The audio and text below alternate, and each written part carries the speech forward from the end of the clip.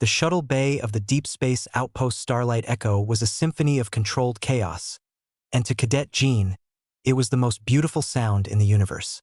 The low hum of anti-gravity sleds, the sharp hiss of pressurizing airlocks, and the clipped, professional chatter of a dozen different species created a melody of progress and order.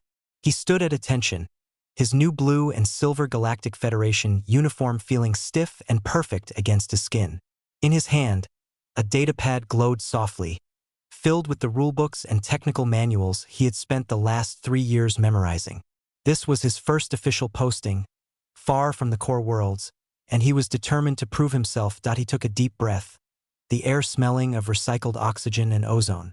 Around him, a tall, insectoid Kthar engineer directed its crew with precise clicks of its mandibles. A pair of broad-shouldered Vorgans hauled a crated plasma conduit, their thick muscles straining.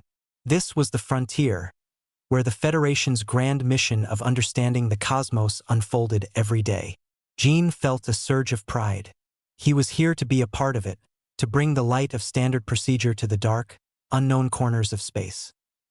His orders directed him to the command deck to report to Captain Day. The walk through the outpost's corridors was a marvel. Holographic displays showed real-time data streams of nearby nebulae and gravitational waves. He passed labs where scientists in white coats studied alien rock samples. Everything was clean, efficient, and logical. This was exactly how he imagined it would be.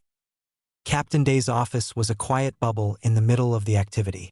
The captain was a man with a kind but tired face, his hair streaked with gray, and his own uniform jacket hanging loosely on a chair behind him. He looked up from his own datapad and offered Jean a small, weary smile. "Cadet Jean, welcome to the Starlight Echo. Your file is impressive. Top of your class in xenoprocedural protocol." "Thank you, sir," Jean said, standing even straighter. "At ease, Cadet. This isn't the academy. Out here, the book is a guide, not the law.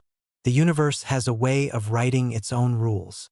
Captain Day stood and walked to a large window that looked out into the star-dusted blackness. "Your assignment is in engineering and anomalies. It's a mixed department. You'll be helping with system diagnostics and assisting with any unusual phenomena we encounter." Jin's heart beat faster. Engineering and anomalies was a prestigious, if peculiar, posting. It dealt with the strange energy signatures and spatial distortions that were common in this sector.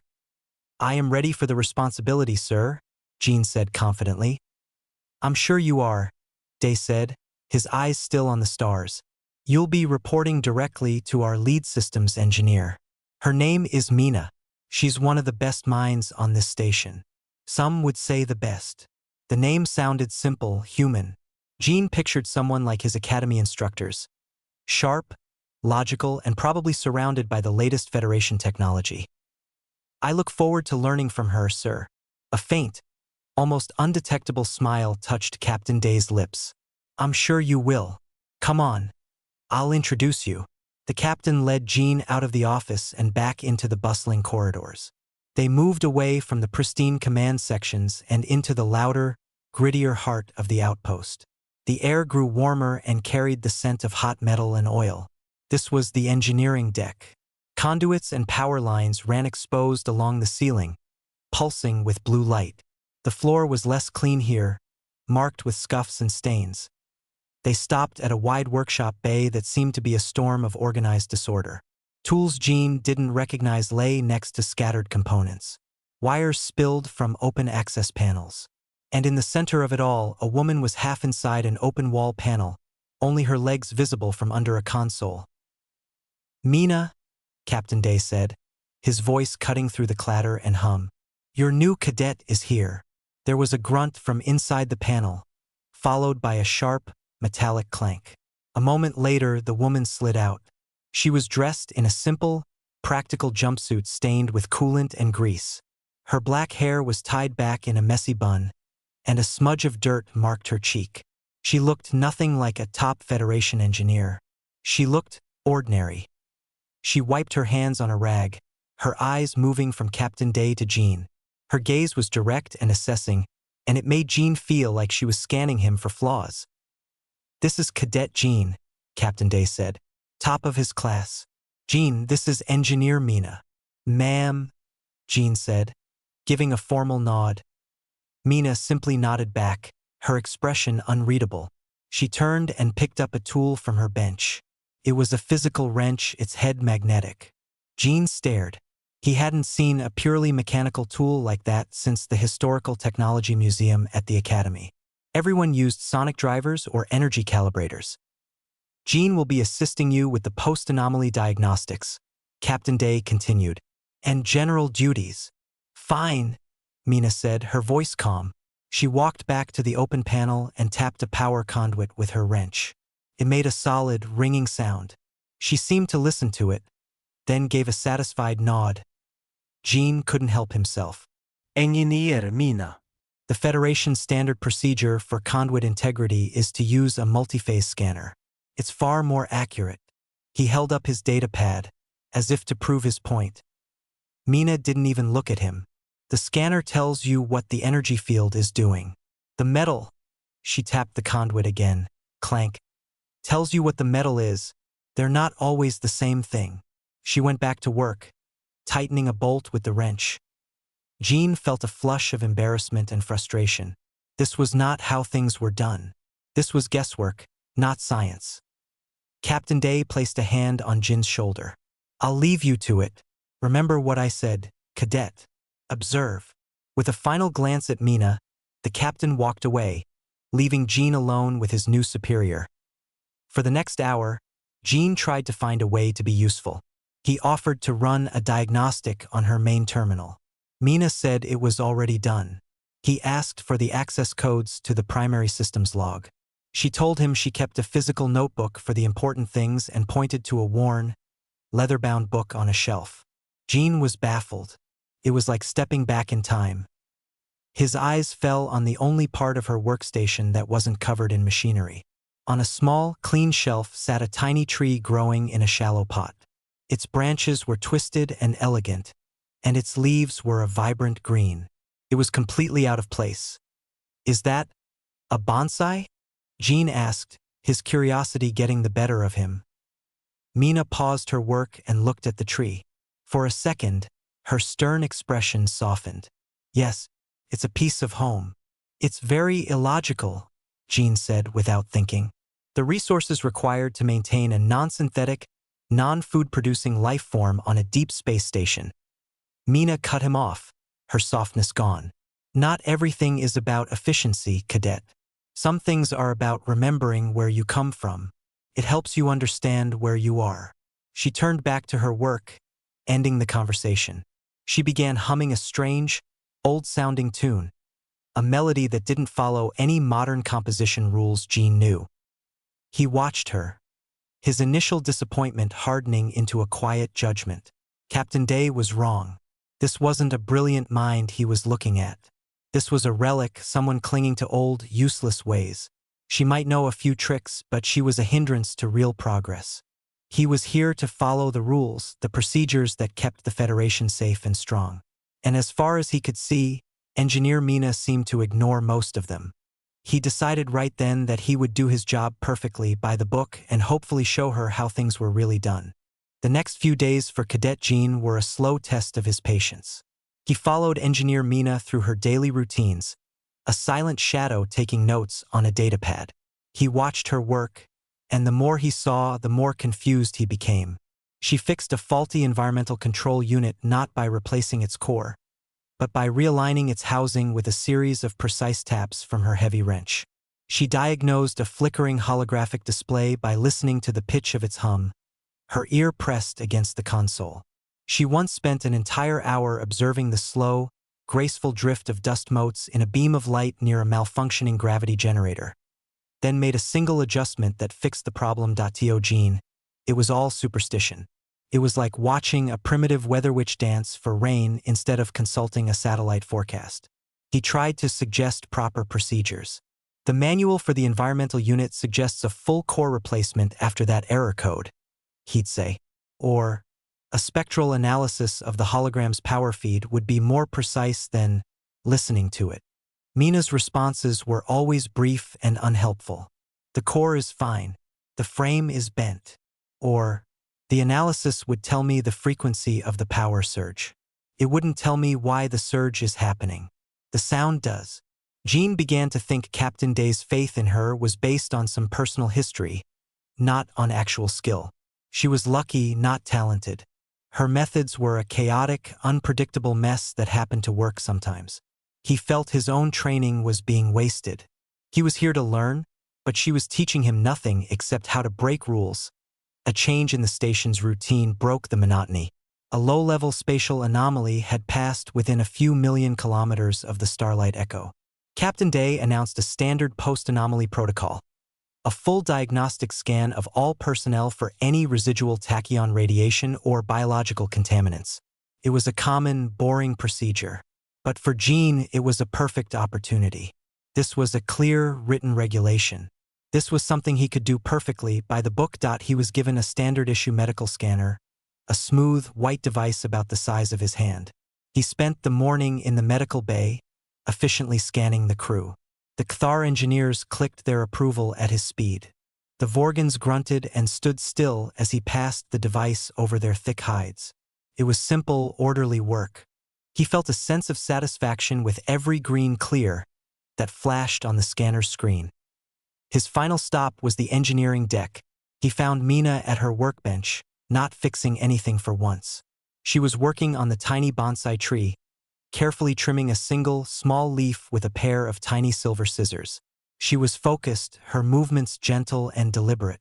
It was the most still he had ever seen her. Jean approached, the scanner in his hand.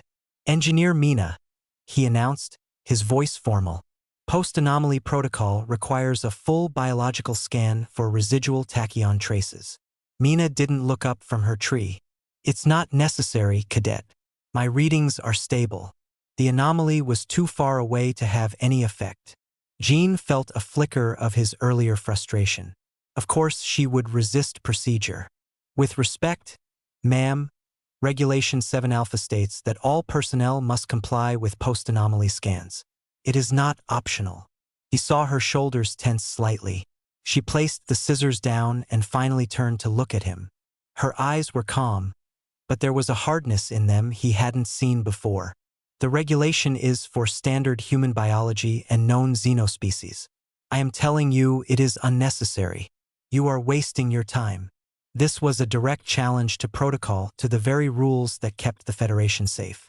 Jean stood his ground. He lifted the scanner. "My orders are clear. I must scan all personnel. That includes you." He saw a faint sigh escape her lips, a look of resignation. She gave a small, almost imperceptible nod. "Proceed." Jean felt a small victory. He had stood his ground. He pressed the activation button on the scanner. A soft, blue light was supposed to emanate from the device, bathing the subject in a harmless diagnostic field. But that is not what happened. The moment the scanner pointed at Mina, the device gave a sharp, angry beep. The screen flashed red.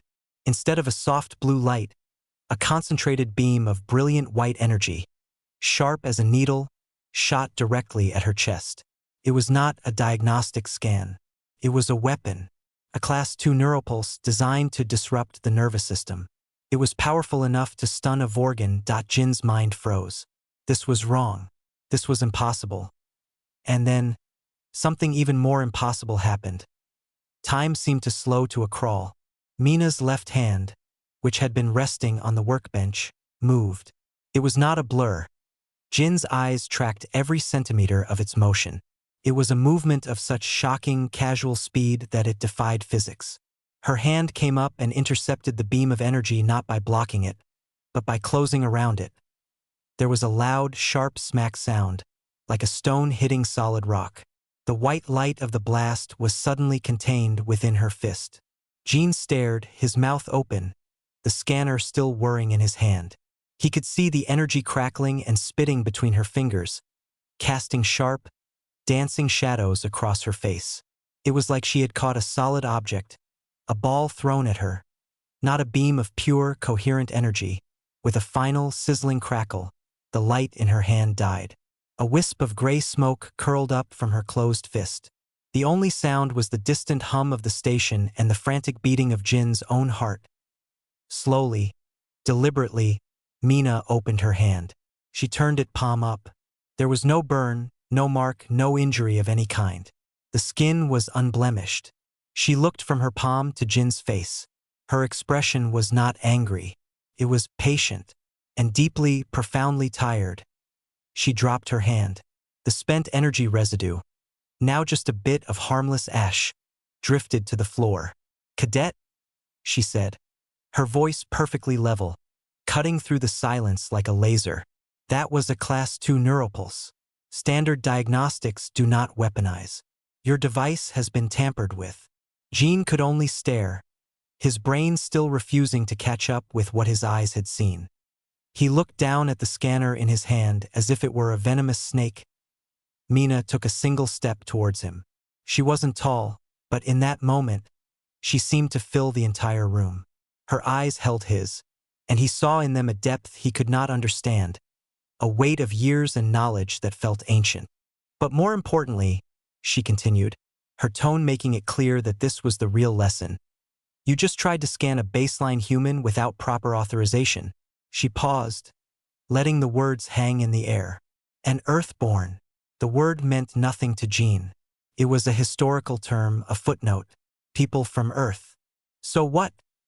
She gestured with her chin towards the scanner, which now showed a harmless, dormant screen. "Attempt again," she said. There was a challenge in her voice, but also a strange offer. "With the correct setting this time." Jin's hands were trembling. He fumbled with the device, his fingers feeling thick and clumsy. He navigated the menu, his mind a whirlwind of shock and confusion.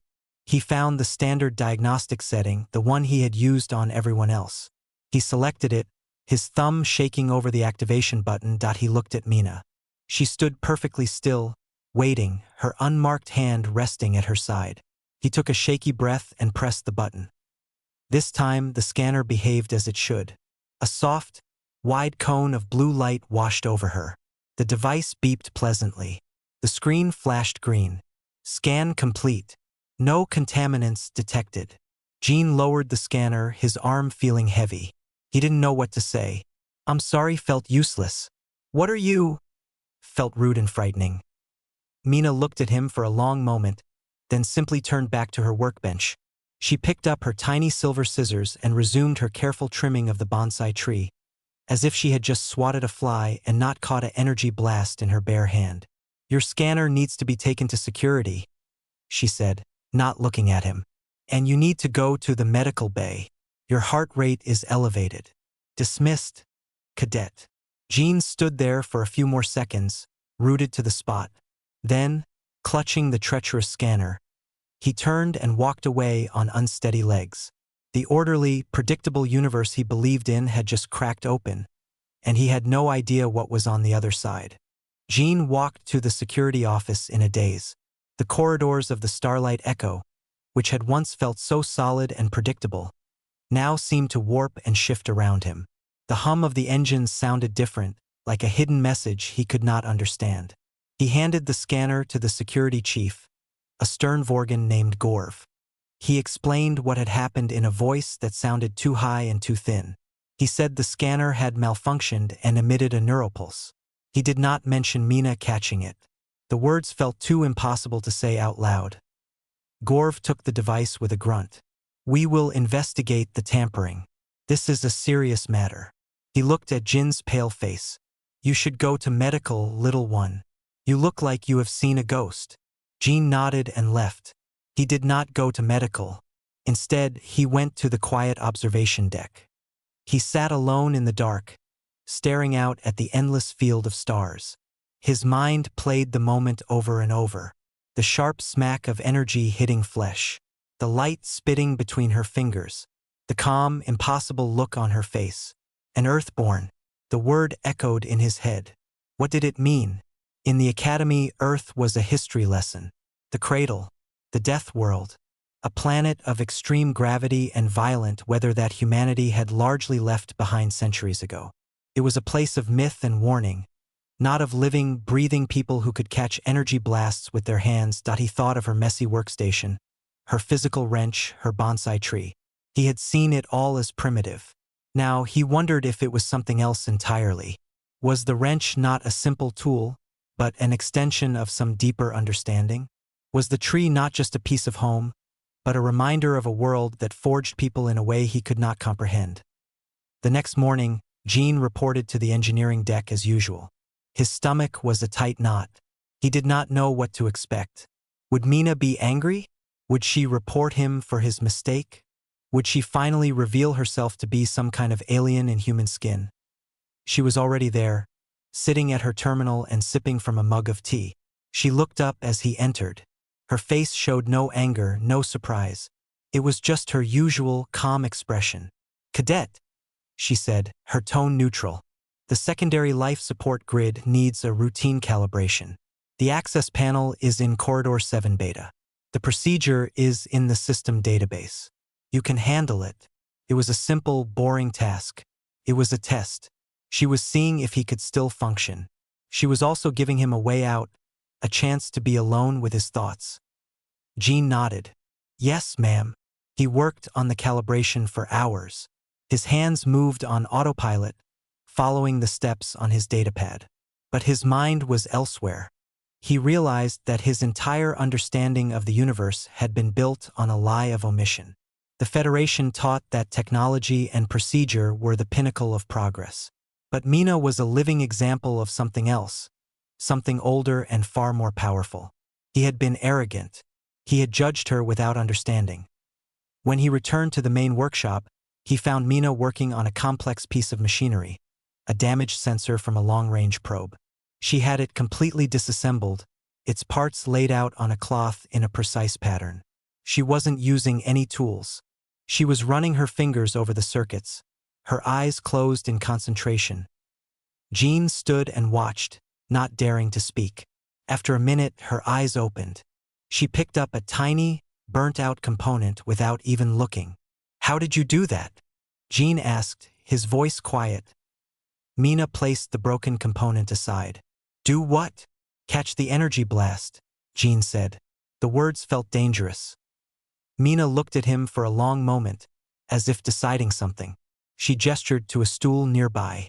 "Seat." "He's Saturday. You know what Earth is, Cadet.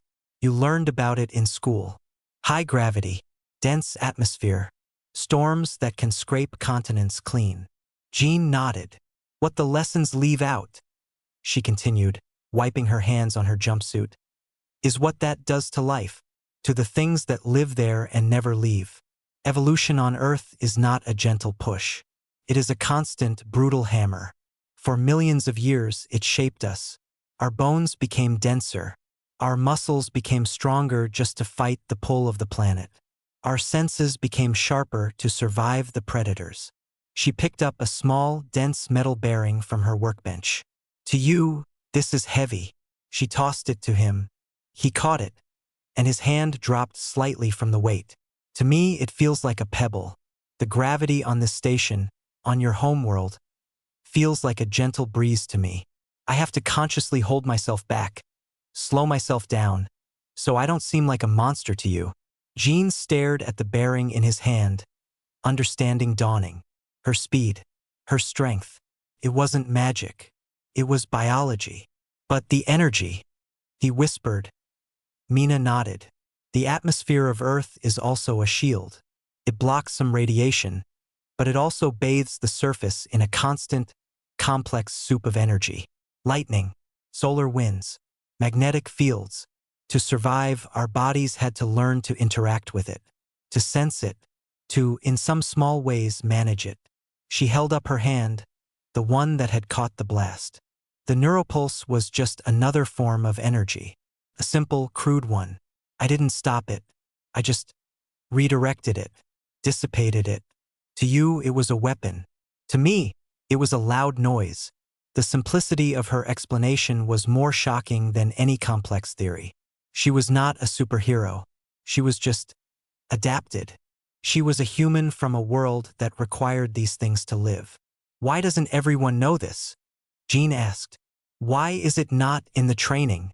"Because it is easier for the galaxy to see us as myth," Mina said, a hint of sadness in her voice. "Or as freaks. There are so few of us left." Most humans chose the easier path of the colonies, worlds with lighter gravity and kinder skies. They changed. We stayed the same. To acknowledge what we are is to acknowledge that the cradle is also a grave. It is a reminder of a past that most of humanity wants to forget. She looked at him, her gaze intense. You fired a weapon at me, Cadet. By accident, but you did. And your first instinct was to follow the rule, not to think. Out here, on the edge of everything, the rules are not always your friend. Your scanner followed its programming. It was tricked. You need to learn to see what is really there, not just what the screen tells you. Gene looked down at his hands. He thought of his pride, his rulebook, his judgment. He felt small and foolish. I am sorry, Engineer Mina, for everything. Mina gave a small, slow nod. Apology accepted. Now, the real question is, what will you do with what you now know? Will you report me as an anomaly? Or will you learn? Gene met her eyes. For the first time, he didn't see a messy engineer or a frightening power. He saw a teacher. He saw a door to a wider, stranger universe. I want to learn, he said. And he meant it. The air on the command deck was thick with tension. Gene stood near the back, trying to be invisible. Captain Day was at the central console, his face grim. The security chief, Gorv, stood beside him, holding the scanner Gene had brought in. The device was tampered with, Gorv rumbled, his deep voice filling the quiet room. A sabotage chip was hidden inside. It was programmed to activate a weaponized scan when it detected a specific, rare biological signature. Captain Day's eyes flickered towards Gene, then back to Gorv. A specific target? Gorv nodded his large head. Yes, the signature is logged in the deep archives as baseline human variant, Earthborn. A cold silence fell. Gene watched the captain. He did not look surprised. He looked tired and a little angry. Thank you, Chief. Dismissed. Day said quietly. Gorv gave a sharp nod and left the deck. The captain turned his gaze fully to Gene. Cadet. My office. Now. Jin's heart sank. He followed the captain into the small, quiet room. The door slid shut, sealing them in. Captain Day did not sit behind his desk. He stood by the window, looking out at the stars. Explain, he said, his voice low. Gene took a deep breath. He told the captain everything. About trying to scan Mina, the weaponized blast, and what happened next. He described the impossible catch, the crackling energy in her fist, the unmarked skin. He did not leave anything out. When he finished, the only sound was the gentle hum of the ship. Captain Day let out a long, slow sigh. He finally turned from the window. Sit down, son. Gene Saturday. You saw something you were not supposed to see. The captain began. Not because it is a secret, but because most people are not ready to understand it. You called her methods illogical. What is your opinion now? Gene looked at his hands. I was wrong, sir. I didn't understand what I was looking at. Most don't, Day said. He leaned against his desk. You learned about Earth in school. The death world. The planet of extreme gravity and radiation. What did they tell you about the people who stayed? Nothing, sir, Gene admitted. It was just a fact. Humanity left. The end. The end? Captain Day repeated with a sad smile. No, Cadet. For the ones who stayed, it was just the beginning. The Federation, in its wisdom, likes clean stories. We left the dangerous past behind for a safe, technological future. But the truth is Messier. The truth is that Earth did not just make humans. It forged them. It made them tougher, stronger, and more sensitive to the universe than any of us who left. He picked up a data slate and tapped it. A holographic image of a human skeleton appeared next to a standard colonial human skeleton. The difference was startling. The Earthborn skeleton was denser, the bones thicker. Her strength, her speed. It's not supernatural. It is the result of living in a gravity well almost half again as strong as what you're used to. Every step she takes is a workout. Her body is built for a world that would crush one of us. Gene stared at the images, the pieces clicking into place. The wrench.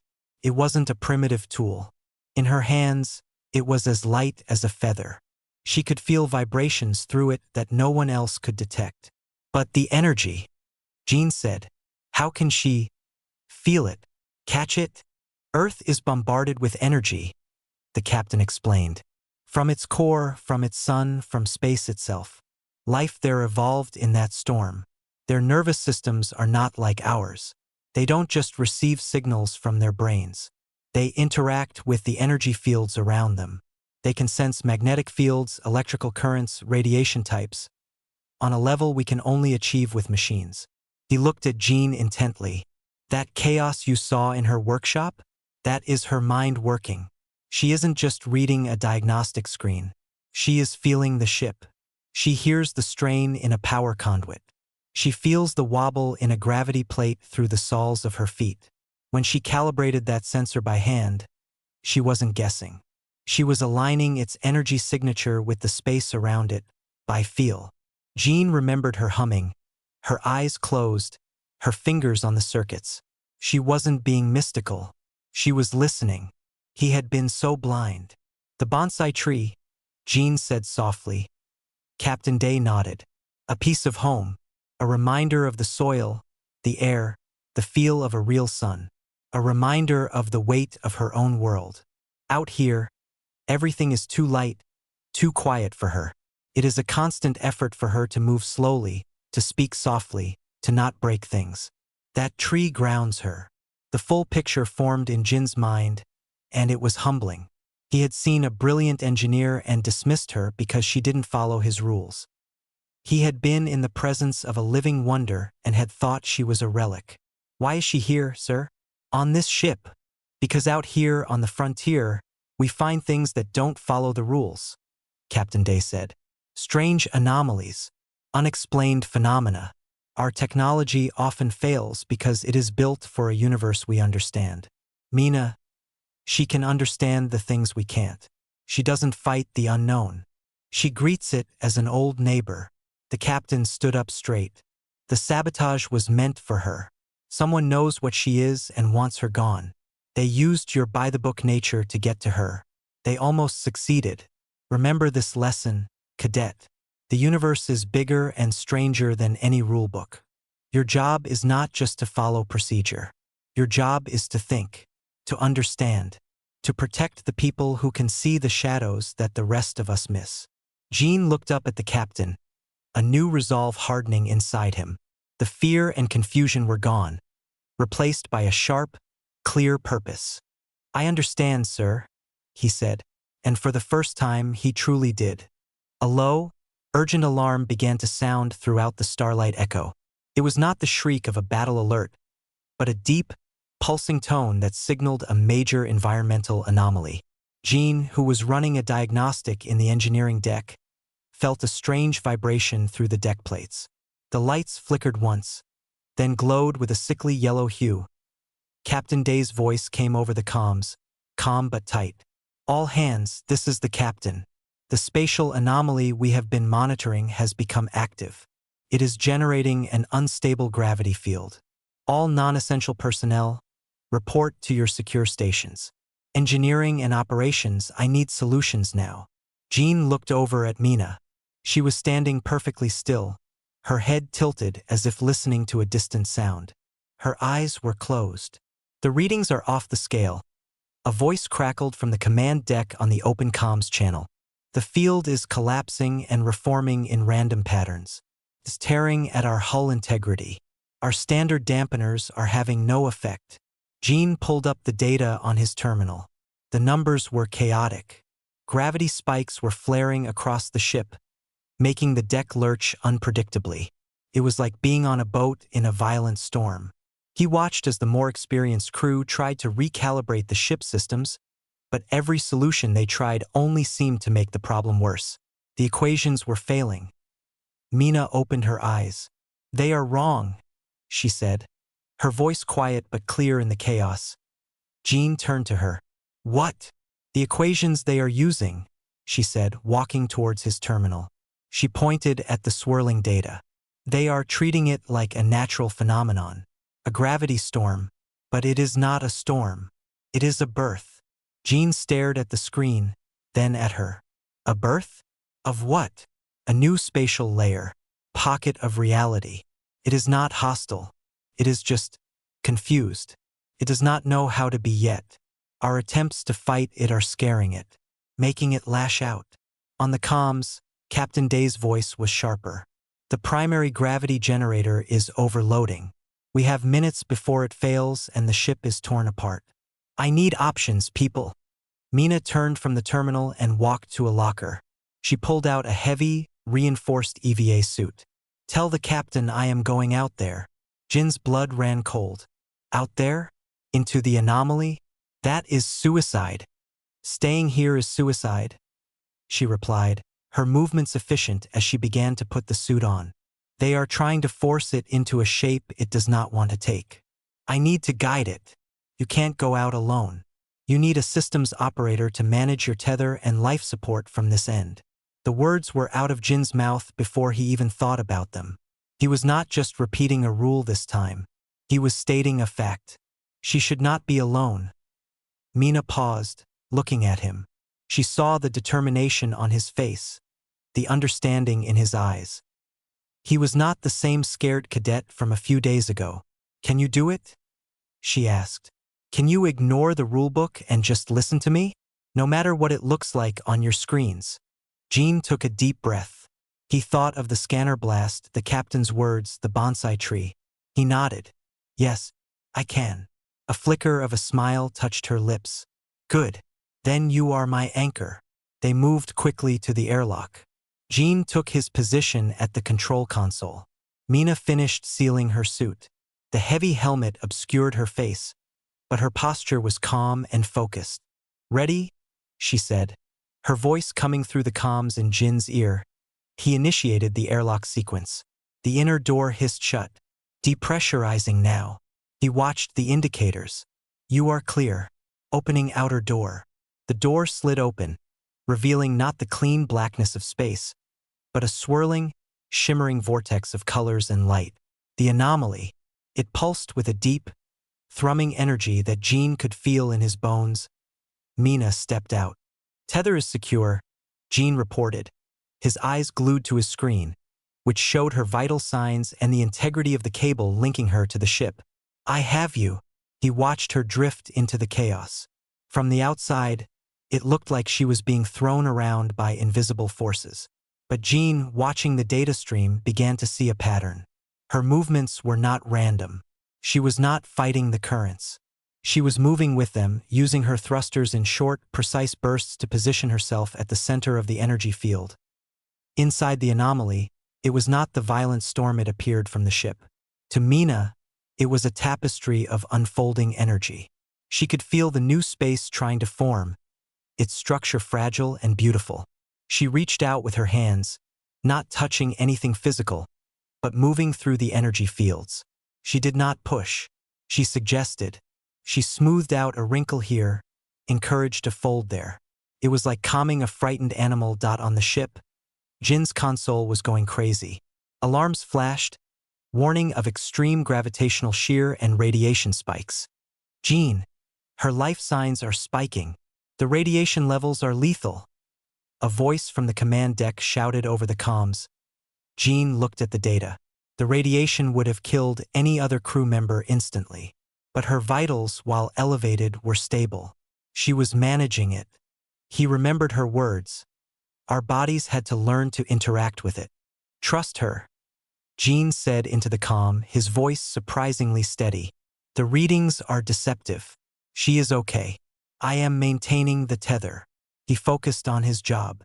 He managed her oxygen flow, monitored the tether strength against the wild gravity fluctuations, and kept the communication channel clean. He was her link to the ship, her anchor in the madness. He did not try to understand what she was doing. He just trusted that she knew. Minutes felt like hours. The ship continued to shudder, but the violent lurches began to lessen. The sickly yellow lights on the command deck slowly returned to their normal white. Then, Mina's voice came through the comm, soft and tired. It is done. It is stable. You can pull me in. Jean initiated the winch. The tether reeled her back in. He watched the airlock cycle, his heart pounding. When the inner door opened, Mina stood there, removing her helmet. Her face was pale and she was breathing heavily, sweat plastering her hair to her forehead. She looked exhausted, but she was unharmed. She stepped out of the suit and looked at Jean. "Thank you," she said. "You held steady." Behind them, the main view screen showed the anomaly. It was no longer a violent vortex. It had settled into a calm, glowing sphere of soft, pulsing light, beautiful and serene. Later, after the all-clear had been given and the ship was returning to normal operations, Jean found himself back on the engineering deck. Mina was at her workbench, taking a long drink of water. The little bonsai tree stood beside her, a spot of perfect peace. Jean walked over to her. He didn't know what to say. "Good job" felt inadequate. He just stood there for a moment. Mina looked up at him. "You did well today, Cadet. You used your head, not just the manual." Jean nodded. He thought about everything that had happened since he arrived. The scanner, the lesson, the birth of a new space. He had come here to teach an old engineer about rules. Instead, she had taught him about the universe. He looked at her, then at the tree, then back at her. He bowed slightly, a gesture of deep respect. "Thank you for the lesson, Engineer Mina." She gave him a small, genuine smile, the first real one he had seen from her. It reached her eyes. "You learn fast, Cadet Jean," she said. "That's a good start."